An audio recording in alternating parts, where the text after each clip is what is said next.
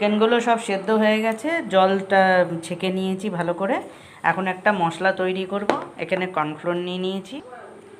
কর্নফ্লোরের মধ্যে অল্প একটুখানি নুন দিয়ে দিলাম, অল্প একটু লঙ্কার গুঁড়ো দিচ্ছি, আর অল্প একটু হলুদ দেবো। এটাকে এখন আমি ভালো করে মিলিয়ে এর মধ্যে ঢেলে দেবো। এতে দিয়ে দেবো একটা ডিম। চিকেনটা ভালো করে ম্যারিনেট করে নিলাম।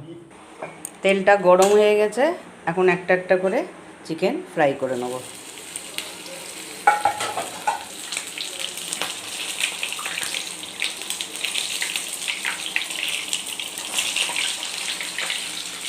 আমার চিকেনগুলো সব ভাজা হয়ে গেল।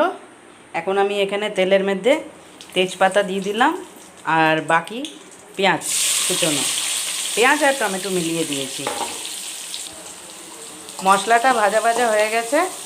এখন আমি এই মশলাটার মধ্যে চিকেন মশলা, জিরা, ধনে, লঙ্কার গুঁড়ো, হলুদ, গরম মশলা সব মেলানো আছে।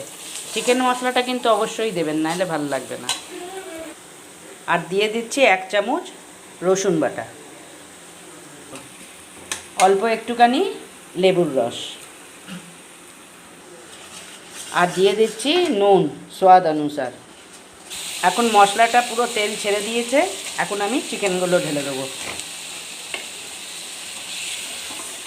এখন এটা মশলার সাথে ভালো করে কষিয়ে নিতে হবে। এখন অল্প একটু কস্তুরি মেথি ছিটিয়ে দিলাম, আর দিয়ে দিচ্ছি ধনেপাতা।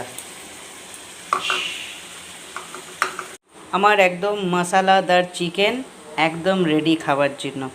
আপনারাও এমনি করে বানিয়ে রুটির সাথে খাবেন, খুব সুন্দর লাগবে খেতে।